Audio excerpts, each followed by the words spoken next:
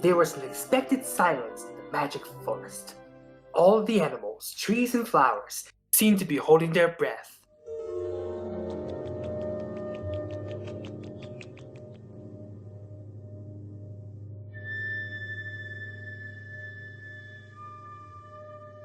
If anyone dared to say anything at all, then it was whispered really quietly.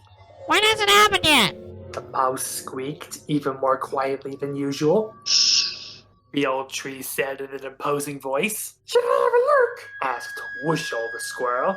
Don't you do that, Wuschel. You will make way too much noise. We must be patient, the turtle replied. But to remain patient was difficult for all the animals. Restless, Wuschel kept jumping up and down. If you think I make too much noise, bird can go ahead and look. He is very quiet, he begged. Of course, the old trees would never admit to anyone how curious he was himself. He had, in fact, actually came up with the idea before. You youngsters won't wait, will you? He grumbled. Well, okay. The bird shall go have a look. Relieved that he had something to do at last, the bird took off and flew away. The animals who were left behind became more and more nervous. They could feel the tension and suspense. Hooray! It could suddenly be heard in the magic forest. Hooray, it's here, it's here! The bird is flying excitedly above the trees. That was the end of the silence in the forest. Everyone was chattering at the same time. What does it look like? Has it already got a name? Just go on over, said the old trees. All you need to do is send it my regards and tell it I'm waiting for its visit. With big expectations, the animals ran, jumped, and hopped away.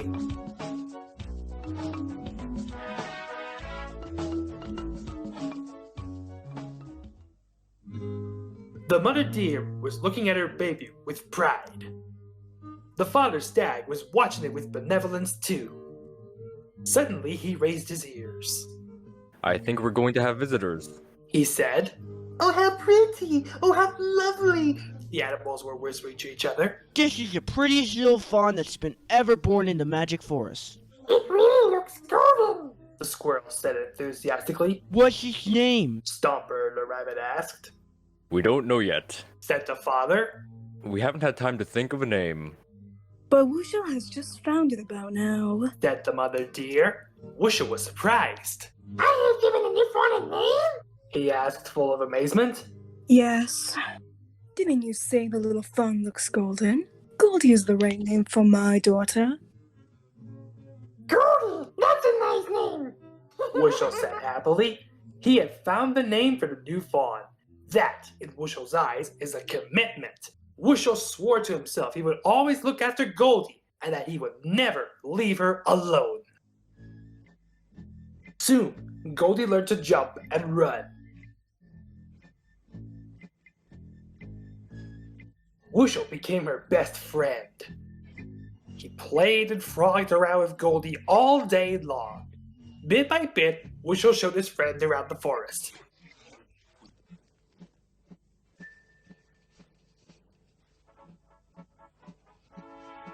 He proudly introduced her to all the other animals, and they really enjoyed all the visits by the two friends.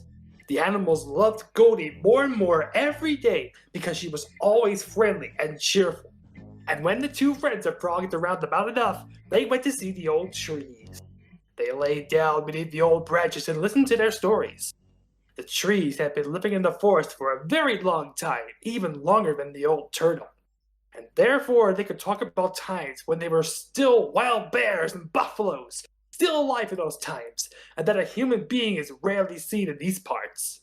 These days, however, the trees told Goldie, You should be very wary of human beings, as they would swarm to the forest, especially on a Sunday afternoon, and could disturb the peace of the animals, and sometimes, the trees warned, hunters would come to the forest and shoot, or even kill animals with their guns. As Goldie had never seen a human being before, she didn't really believe these stories told by the trees.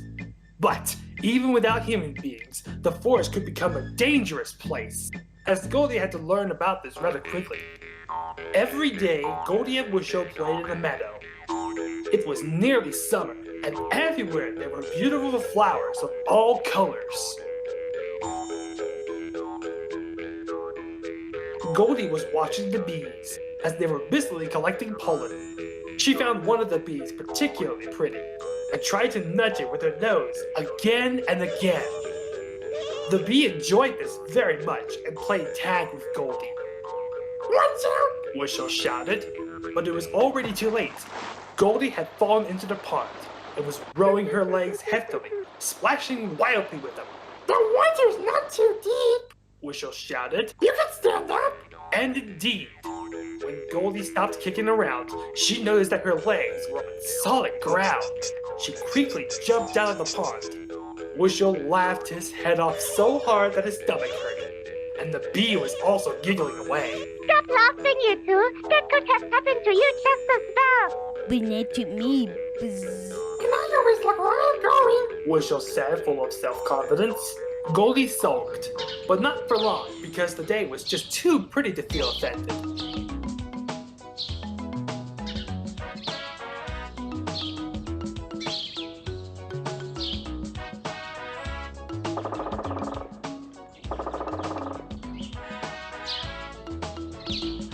When evening came and Goldie and Wuschel went home, they were really exhausted. Goldie's mother was usually waiting for the two friends at the edge of the protected forest area. But today, nobody was to be seen. Full of worries, they both looked around. Very strange. Goldie said. Where could she be now? Goldie and Wuschel searched the area and searched again until dawn.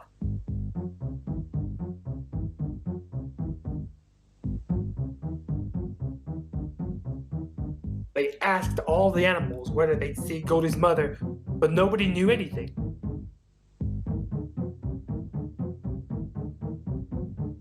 Feeling tired and sad, Goldie and Wuschel went down to sleep. The next morning, they started to search all over again.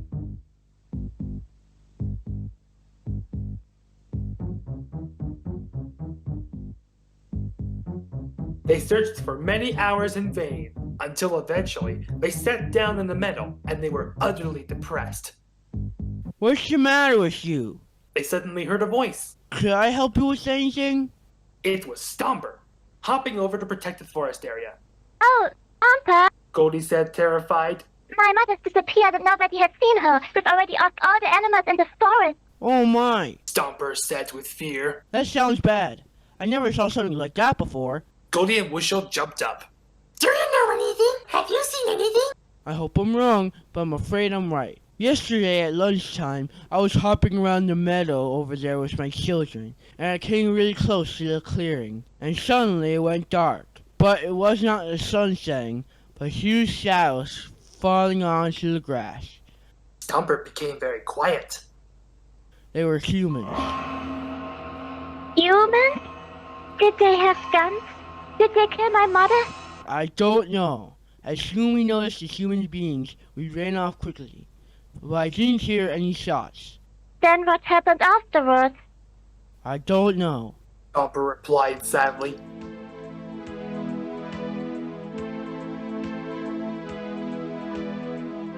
Stomper would have liked to comfort Goldie, but didn't really know how to do so. So he slowly hopped away. Let's go talk to the trees. They see so much. They know what happened. Wuschel suggested.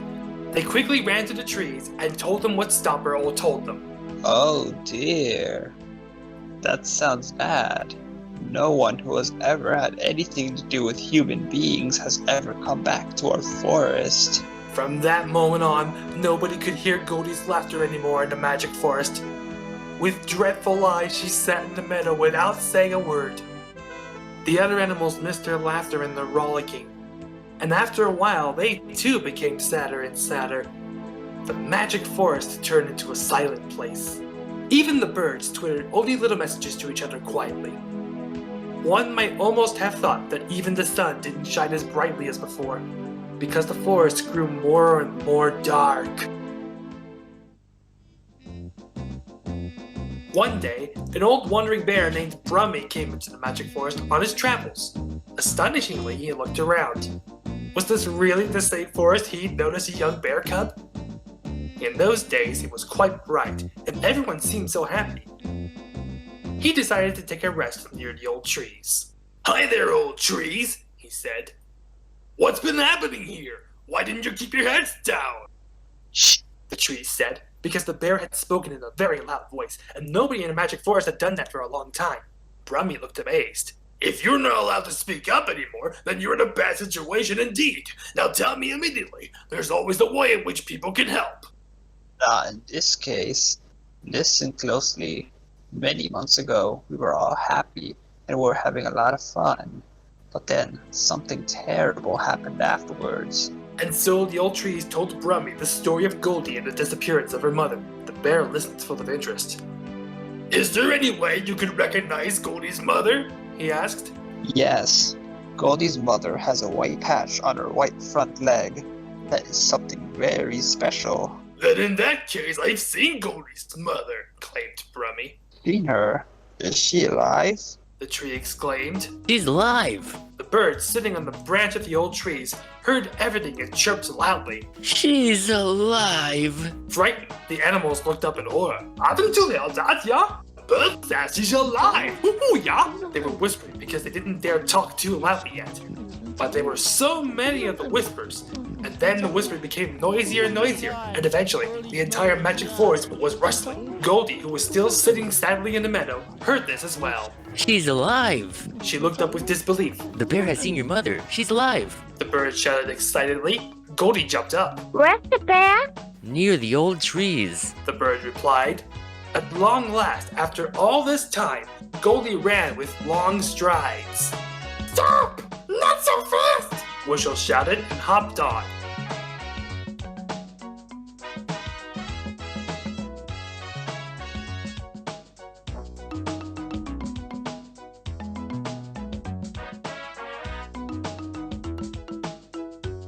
Where have you seen my mother? Goldie called out as soon as she arrived by the old trees. "That is a long and sad story," said Brummi. Meanwhile, all the other animals had gathered by the old trees. "Listen," Brummi said.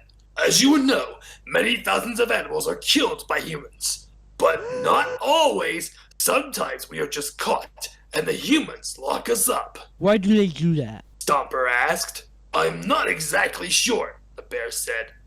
"In any case, they give us just a small piece of earth, and then they built such a high fence with spikes around it so that it becomes impossible to jump over it and escape." And then what happens to the captured animals? The mouse squeaked. "Something really strange happens.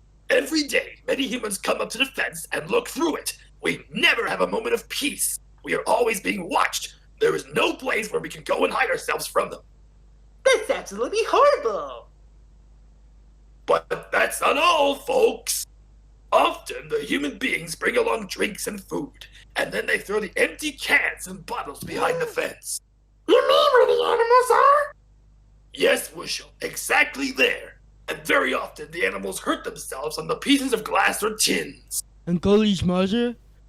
"I've seen Goldie's mother in just such an enclosure." Is she injured? Goldie asked in horror. "I don't know. I don't think so, but she is sick," Sick? the old trees moaned. Is it bad?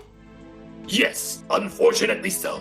Because the human beings don't walk to the fence by foot, but they come in big cars. These cars make a terrible noise and pollute the air, and the animals have to breathe in this polluted air all day long, which is why Goldie's mother is coughing all the time and has become sick." Can't she get away from it? Wuschel asked. Brummi shook his head. Tears were running down Goldie's cheeks, and even the trees began to sniffle.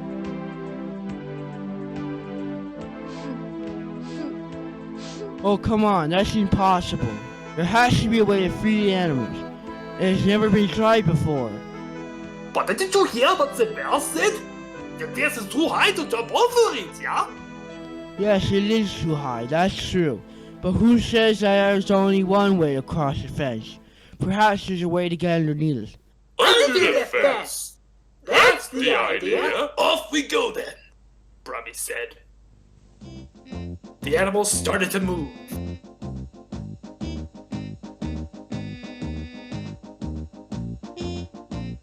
It was an exhausting journey, and it took many hours.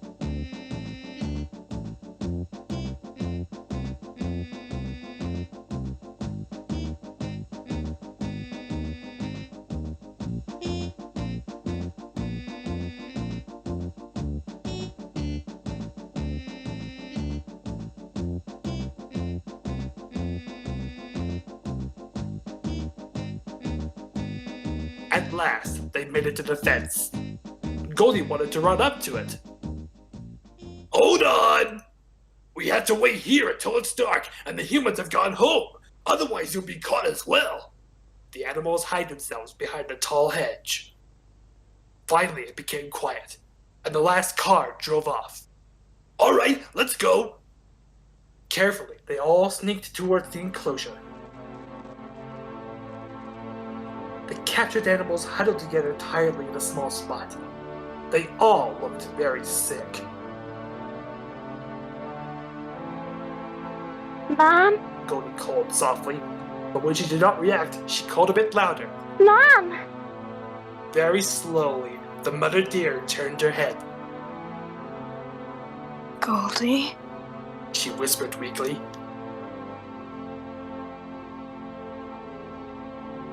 All the animals were quiet with emotion. Stomper was the first to regain his composure. I'm glad as you are. But we now must get back to work. We want to feed all of you. And we know how to do it as well. All of a sudden, the animals had all disappeared.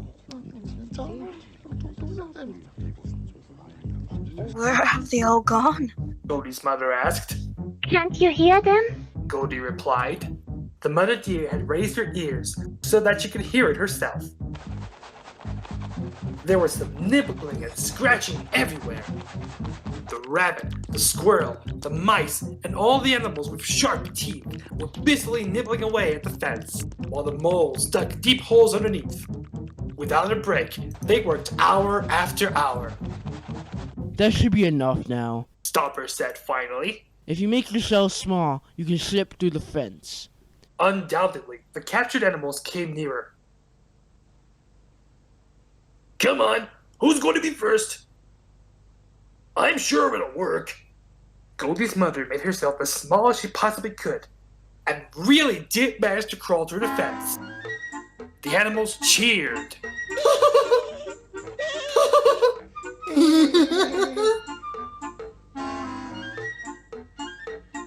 Shh! Stomper said. We can celebrate later, but first of all, the others have to get out of there. While Goldie and her mother were cuddling each other, the other captured animals made their escape through the fence. And now let's get away from here as quickly as possible. It's already getting light, the bear warned. It was a strange procession moving towards the magic forest at dawn. They had to rest frequently because some of the animals were injured and very weak. But they finally made it. They're coming, they're coming. The birds shouted. They all gathered under the old trees for a big celebration. And at last, after many weeks and months, everybody in the magic forest was happy and cheerful again. And even the sun rays were dancing full of joy on the leaves of the bushes and trees.